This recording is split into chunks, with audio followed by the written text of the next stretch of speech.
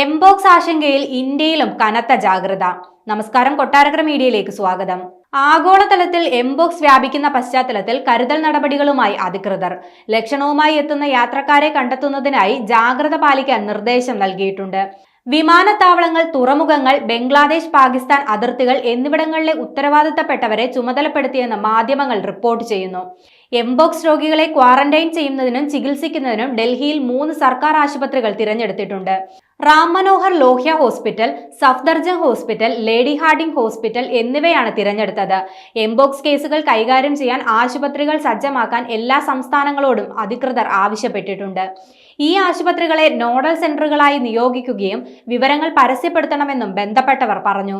നിലവിൽ രാജ്യത്തെ എംബോക്സ് കേസുകൾ റിപ്പോർട്ട് ചെയ്തിട്ടില്ല. ഇന്ത്യയിൽ വലിയ രീതിയിലുള്ള വ്യാപനത്തിന് സാധ്യത കുറവാണെന്നാണ് അധികൃതരുടെ വിലയിരുത്തൽ. നിലവിൽ രാജ്യത്തെ 32 ലബോറട്ടറികളിൽ എംബോക്സ് പരിശോധിക്കാൻ സൗകര്യമുണ്ട്.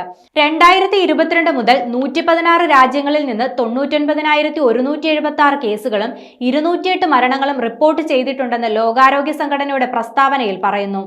ആഫ്രിക്കയുടെ പല ഭാഗങ്ങളിലും രോഗം വ്യാപിക്കുന്നത് കണക്കിലെടുത്ത് ലോകാരോഗ്യ സംഘടന ആരോഗ്യ അടിയന്തരാവസ്ഥ പ്രഖ്യാപിച്ചിരിക്കുകയാണ്.